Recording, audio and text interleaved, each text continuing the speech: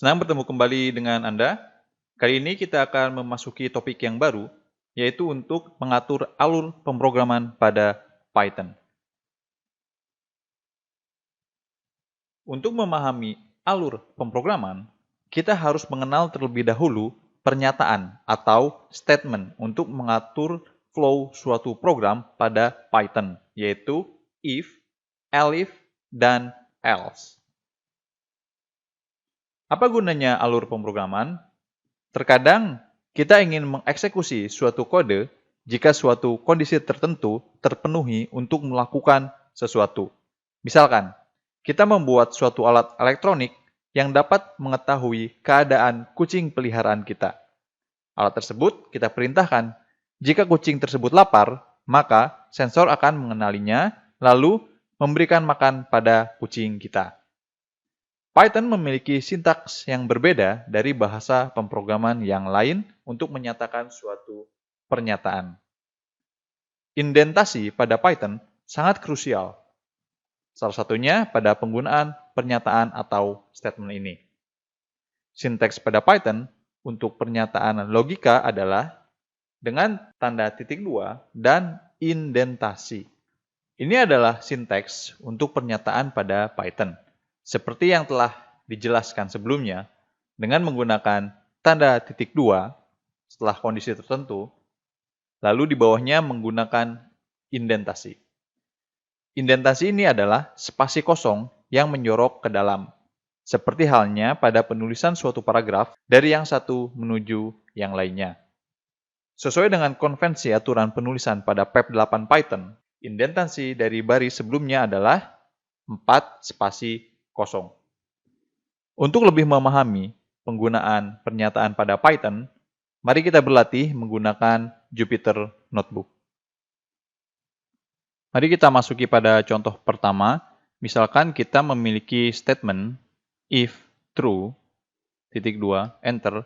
Secara otomatis, jika kita menggunakan Python IDE ataupun dengan menggunakan shell-based IDE seperti pada Jupyter Notebook, maka ketika setelah tanda titik 2 dan kita tekan enter, secara otomatis Python akan memberikan indentasi ya di sini, sekitar 4 spasi. Lalu pernyataannya adalah print pernyataan ini benar. Lalu klik enter. Contoh selanjutnya, misalkan if 2 lebih kecil daripada 3 atau yang hasilnya adalah benar, maka print pernyataan ini benar. Oke. Nah, lalu misalkan kita memiliki contoh yang lain, misalkan ada variabel yang kita buat, yaitu namanya adalah house, yang berisi true, boolean true. Lalu, if house print berikan saya minuman segar. Maka hasilnya tentu saja adalah berikan saya minuman segar. Namun bagaimana jika kita menggantinya menjadi false? Seperti ini, false. Execute, maka tidak ada output. Karena mengapa? Karena statement ini mengharapkan jawaban true untuk mengeksekusi berikan saya minuman segar. Oleh karena itu, kita perlu menambahkan statement tambahan. Misalkan, setelah if house, selanjutnya adalah statement else. Isinya print, terima kasih, saya baru minum. Ketika kita eksekusi, maka jawabannya adalah yang kedua, atau terima kasih, saya baru minum. Apa yang terjadi di sini? Ketika pernyataan tersebut mengharapkan jawaban boolean true atau benar, sehingga yang dieksekusi adalah bagian yang ini. Namun, jika tidak sesuai dengan ekspektasi, maka yang dieksekusi adalah bagian yang di sini. Karena house pada contoh ini adalah false. Sedangkan jika kita memasukkannya true, maka dia akan mengeksekusi yang bagian atas. Nah, kondisi logika pada contoh di atas ini, karena tidak memenuhi salah satu dari statement yang telah kita berikan, maka dia akan mengeksekusi perintah yang lainnya, yaitu pada statement else. Selanjutnya kita akan memasuki contoh yang memiliki multi pernyataan atau beberapa pernyataan. Misalkan kita memiliki contoh lokasi sama dengan restoran. Lalu selanjutnya if lokasi adalah restoran,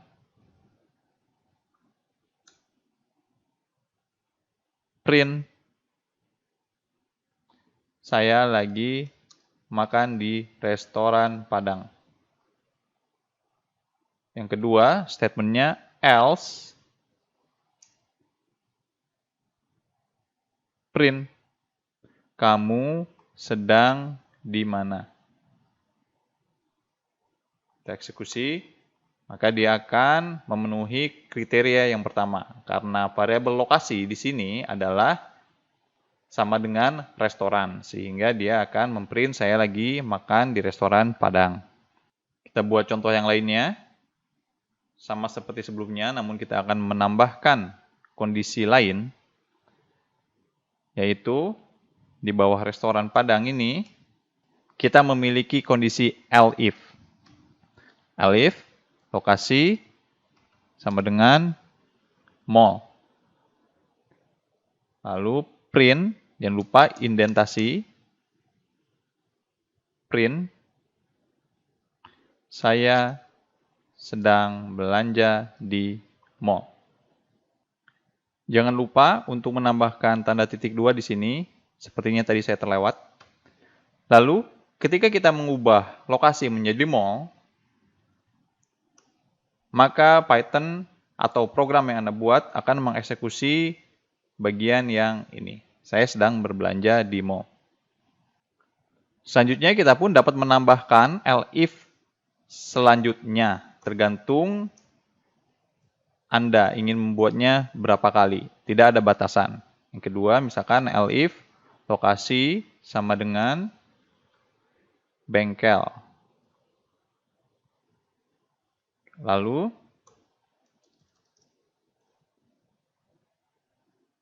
lokasi sama dengan bengkel. Lalu print saya sedang servis mobil. Anda ganti jadi bengkel.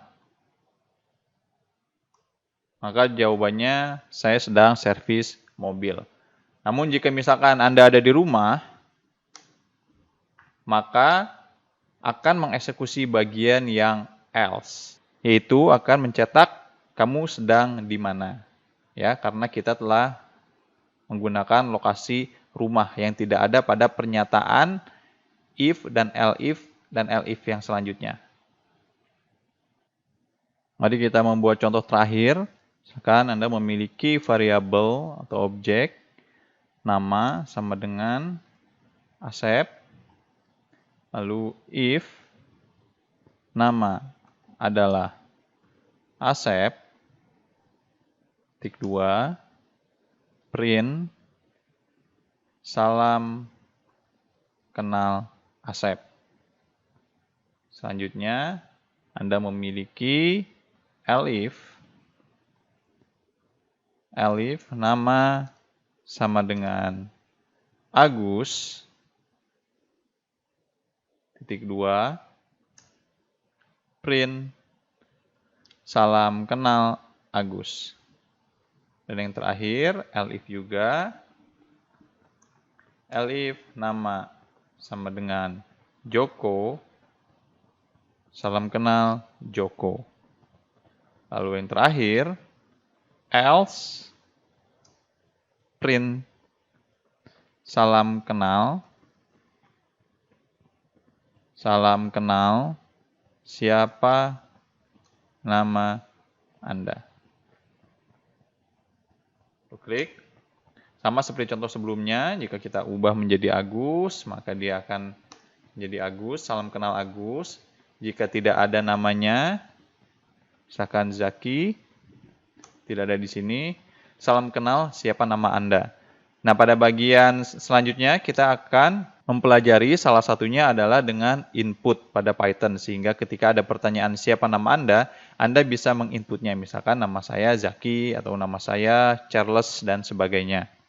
Sekian pada bagian ini, dan perlu diingat bahwa betapa pentingnya indentasi pada Python agar dapat dikenali struktur dan urutan kode yang kita tulis. Kita akan mendalami konsep ini ketika kita beranjak pada topik pembuatan suatu fungsi pada Python atau metode pada Python. Namun setelah ini, kita akan memasuki fungsi loop pada Python. Oleh karena itu, sampai jumpa kembali